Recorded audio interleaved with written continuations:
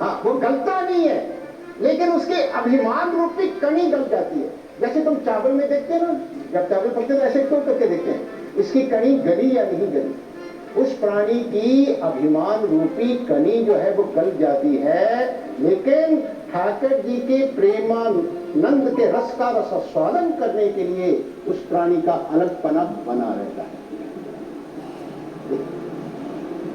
उसका अलगपना बना रहता है, वो गलता नहीं है, वो अद्वैत नहीं बनता है, उसका लय नहीं होता है।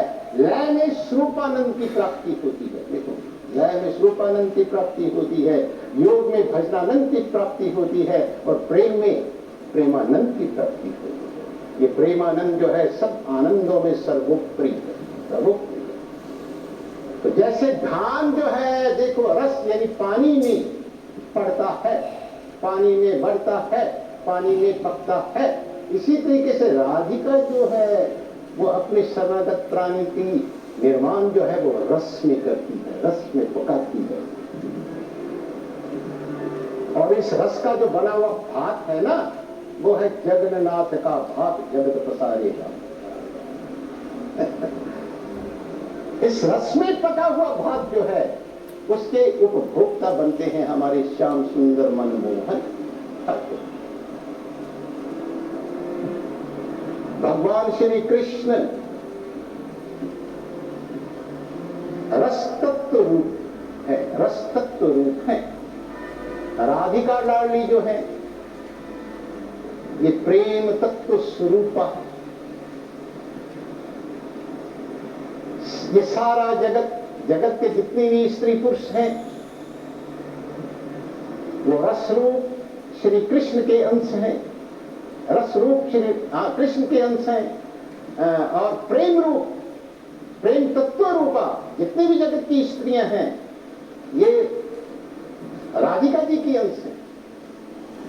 तो जिस जगत के इस खेल में जितनी भी स्त्रियां हैं उनमें राधा जी का वो ठाकर जी के रस तत्व रूप का कण विद्यमान है, और स्त्रियों के अंदर प्रेम तत्व रूप का कण विद्यमान है।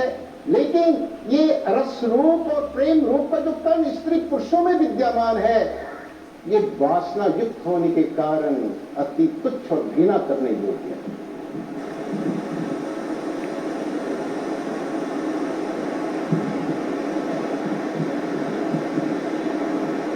ये लौकिक जो प्रेमारस है, लौकिक जो प्रेमारस है, ये विष मिला हुआ मधु है।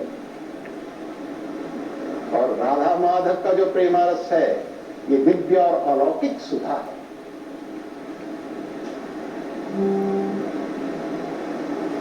इस लौकिक प्रेमारस में तृप्ति और संतुष्टि नहीं होती, शांति और शीतलता नहीं मिलती, मन की प्यास नहीं बुझती, और हृदय की जो ज्वाला जो है ये शांत नहीं होती।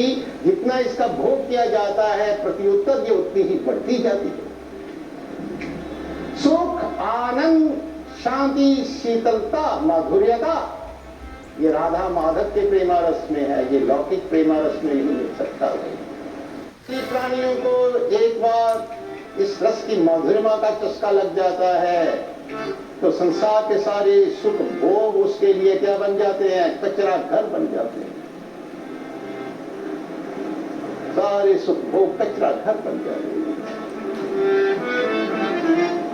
तो ये राधा माधव के मारे का जो प्रेमरस की साधना है, ये संसार के विश्व भोगों की अत्यंत विरोधी होने पर भी ये नीरस पीती और मन में खिन्नता पैदा करने वाली नहीं है। अभी तो ये तो अत्यंत मधुर में, रस में, आनंद में और मुक्ति को तुच्छ बना करके श्याम सुंदर सब मिलाप कराने वाली। ये सौ सुख भोग की कामना, काम रूपी स्वार्थ का अंधकार रूपी अंधकार जो है ये वहां तक ही सीमित रहता है जहां तक राधा और गोपियों के दिव्य प्रेम का सूर्य उदित नहीं होता। राधा के प्रेमरस के उज्जवल साम्राज्य में जड़ प्रकृति के विकार की छाया तक नहीं है वहां पर।